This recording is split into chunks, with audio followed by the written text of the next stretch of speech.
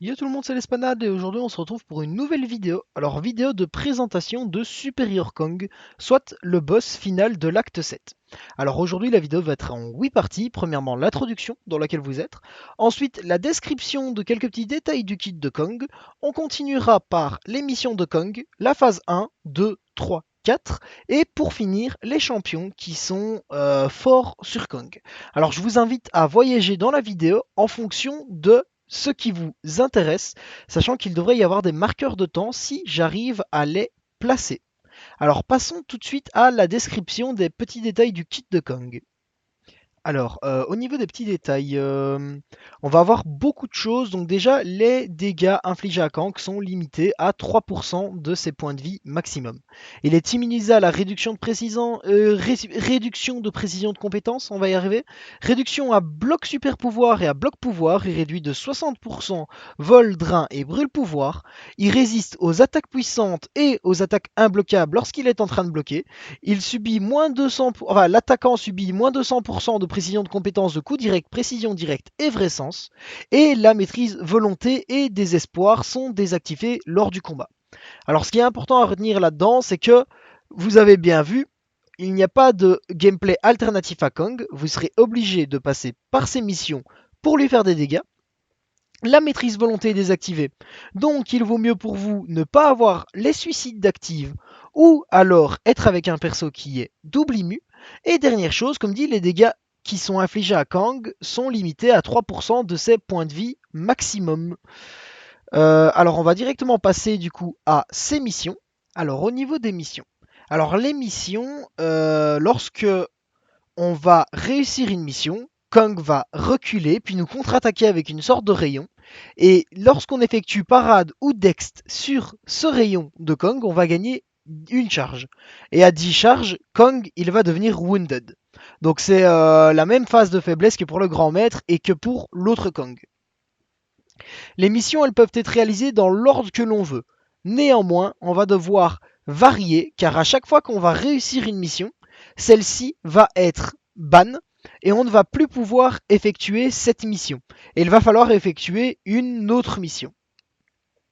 Alors, Wounded, ça va étourdir, donc lorsqu'on va avoir 10 charges, donc avoir réussi 10 missions, ça va étourdir Kang pendant 20 secondes et on va gagner plus 25% de taux de pouvoir de combat.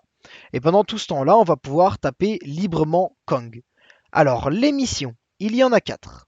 Donc, dans les missions, à chaque fois, ça va être lorsque Kang va effectuer une action sur laquelle on peut le récupérer.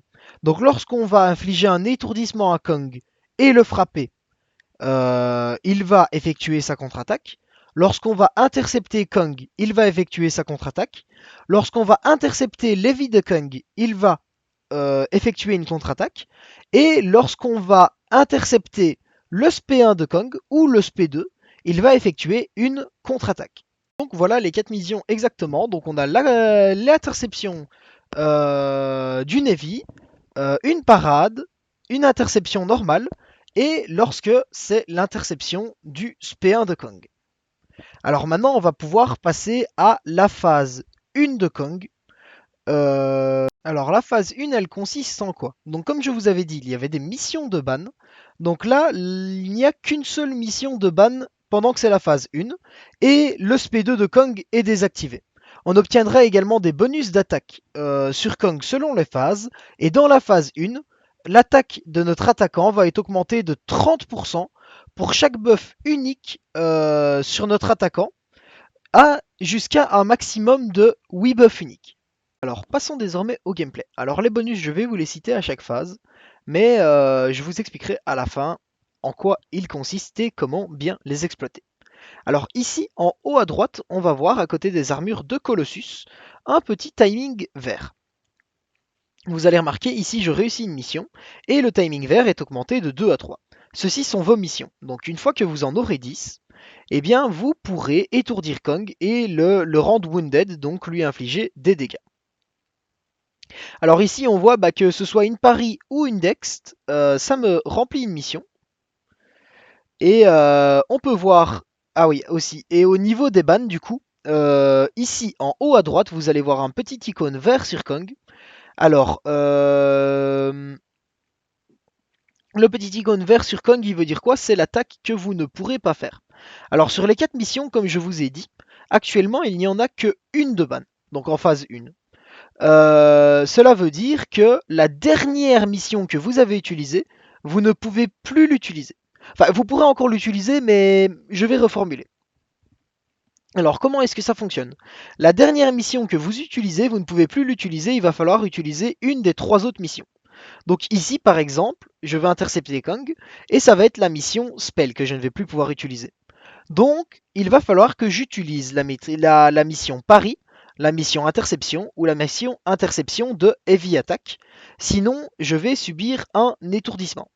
Et une fois que j'utiliserai une des 3 autres missions, la mission Spell va redevenir possible pour moi et la mission que j'ai utilisée va à son tour être bannie. Alors voilà, à part ça, le petit gameplay de Kong. Donc je fais mes petites missions. On voit que les missions se passent quand même plutôt bien. Et on va retourner dans la phase Wounded. Et là, je vais pouvoir terminer ce Kong. Alors, petite information aussi, quand vous savez que vous allez tuer le Kong avec une rotation, donc là, dans ce Wounded-ci, vu que je sais que je vais tuer le Kong, je vais ne pas relancer de spé et garder justement mon spell pour la prochaine phase. Bon, ici je ne l'ai pas fait, j'ai lancé mon SP2 pour stack mes armures, mais vu que si vous jouez à un autre champion de Colossus, ne lancez pas le SP2, gardez votre spell pour la prochaine phase.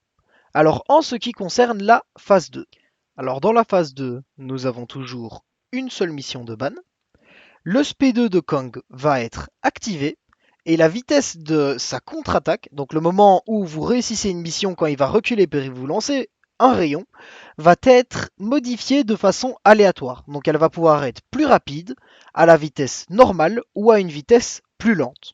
Le bonus pour cette phase-ci est que vous allez gagner un bonus de plus 30% d'attaque pour chaque debuff unique sur l'adversaire jusqu'à un maximum de 8 debuffs uniques.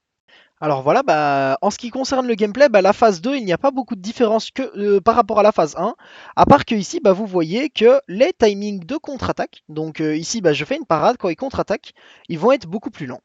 Alors je ne sais pas trop pourquoi, dans la fiche, il était noté que les timings de contre-attaque vont être modifiés de façon aléatoire et qui pourront être plus rapides ou plus lents, mais j'ai l'impression que à chaque fois, c'est plus lent. En tout cas, dans sa fiche, il est noté que ça peut être plus rapide ou de vitesse normale. Mais ici, on remarque bien qu'à chaque fois, c'est tout le temps juste plus lent. Donc voilà. Moi, je vous ai dit ce qui était sur la fiche de Kong. Mais dans la réalité des faits, j'ai l'impression que tous les timings de contre-attaque sont juste plus lents. Et qu'il n'y a pas la version plus rapide ou la version normale. Donc voilà, c'est exactement le même gameplay que la phase 1. Il n'y a rien du tout qui change. Il y a toujours une mission de ban. On doit toujours du coup faire 10 missions pour pouvoir infliger des dégâts au Kong. Et le seul truc qui change, comme dit, c'est les contre-attaques de Kong qui désormais seront beaucoup plus lentes. Donc je vais continuer de regarder un peu dans le gameplay, mais oui, encore une fois, ici c'est plus lent, donc considérez que les contre-attaques de Kong sont d'office plus lentes, car d'expérience sur tous mes passes, c'était plus lent, et je ne me rappelle pas avoir vu une seule fois où c'était plus rapide. Alors petit exemple, par exemple, ici, on a vu que Kong lançait un spé, et que la mission de spé était ban, donc je n'ai pas pu contre-attaquer le spé de Kong, au risque de juste me faire étourdir, ce qui aurait été dommage. Donc voilà, on continue les petites missions tranquillement, et on va bientôt arriver dans la deuxième phase Wounded de Kong. Vous noterez par exemple que sur cette phase-ci, étant donné que Kong n'a que 18% d'HP, comme je vous ai dit à la précédente, eh bien je suis certain de le tuer même sans lancer de SP, alors je vais juste garder mes SP pour me permettre de lancer un SP3, sachant qu'en interface, donc quand je vais passer à la phase 3 de Kong, je garderai mon pouvoir. Alors voilà, on va pouvoir directement passer à l'explication de la phase 3 de Kong. Alors en ce qui concerne la phase 3, il va désormais y avoir 2 missions de ban sur Kong. Alors ça, je vais vous expliquer plus en profondeur pendant le gameplay. De plus, il va être immunisé à purge, destin scellé et chancellement. Et le bonus, vous allez voir l'utilité du bonus justement ici, sur la phase 3 est que l'attaquant va gagner plus 20% d'attaque pour chaque buff d'actif sur lui-même. Alors maintenant là on va arriver au gameplay de la phase 3 de Kong. Alors comme je vous ai dit, il y a deux bans, sachant que évidemment tout ce qui était appliqué à la phase 1 et à la phase 2 sont toujours appliqués sur le Kong, donc j'entends par là le ralentissement de la contre-attaque de Kong. Alors ici je vais avoir deux bans. Donc le premier ban ça va être l'heavy attack, et le deuxième ban ça va être la dextérité. Ce qui veut dire... la parade, excusez-moi, le premier ban. Ce qui veut dire que je ne peux plus parade et que je ne peux plus utiliser la maîtrise dextérité. Et lorsque Kong va effectuer, enfin, lorsque je vais effectuer la mission, soit intercepter une heavy attaque de Kong ou intercepter un spell de Kong, à ce moment-là, la maîtrise la plus ancienne, enfin la mission la plus ancienne qui a été bannie, soit, je parle évidemment pour le début du combat, qui était parade, va être débannie, et la maîtrise, donc dans le cas du début du combat spell, va être bannie. Et ainsi de suite, quand je vais réutiliser une mission, la plus ancienne, donc c'était dextérité à ce moment-là, va être débannie et je ne pourrai plus utiliser spell et la mission que je viens d'utiliser. Donc voilà, tout simplement, il y a deux bans. Et je frappe très très fort le Kong, c'est dû au bonus, mais comme dit, je vous expliquerai ça en fin de vidéo, en même temps que vous expliquez les champions. Et on va directement passer à l'explication de la phase 4 de Kong. Alors, en ce qui concerne la phase 4, il va y avoir deux ajouts encore au kit de Kong. Donc, la vitesse de CSP également va être modifiée en plus rapide ou en normal ou en plus lent de façon aléatoire, sachant que la vitesse d'SP n'est pas buggée comme la vitesse de la contre-attaque, et elle, vous aurez vraiment des cas où c'est plus rapide et vraiment des cas où c'est plus lent, ou des cas où c'est normal, ce sera vraiment de façon aléatoire. Et une deuxième chose, l'attaquant va subir moins 200% de précision de compétence de purge. De plus, on va avoir un bonus qui va nous donner plus 20% d'attaque pour chaque debuff sur l'adversaire. Voilà, on va arriver à la phase 4 de Kong, tranquillou en gameplay. Donc ici, on démarre tranquillement. Vous remarquerez aussi qu'il y a toujours moyen quand même de taper le Kong. Si jamais il recule et que vous interceptez son dashback, et à ce moment-là, vous aurez l'occasion de frapper le Kong, mais ce n'est pas nécessairement intéressant honnêtement de se focus là-dessus. Normalement, si vous avez les bons champions avec vous, vous pouvez one-shot la phase si vous vous occupez bien des bonus, et si vous vous occupez pas très bien des bonus, enfin si votre champion n'a pas le kit pour les bonus, à ce moment-là, la plupart du temps, vous le tuerez en deux fois. Donc pas besoin de se concentrer sur essayer de lui mettre des coups hors des rotations, ce n'est pas du tout nécessaire. Ah oui, juste, j'attendais qu'il lance un SP1 pour vous le dire. Alors, vous allez pouvoir voir, vous avez pu le voir avant, mais les timings de son SP1 sont ralentis ou accélérés. Donc les timings de son SP1 vont être aléatoires. Et je vais attendre qu'il relance un SP1, donc bon, on peut attendre un peu. Et je vais reparler quand il lancera un SP1, mais pour l'instant, à part Colo qui frappe, il n'y a pas grand chose à dire honnêtement.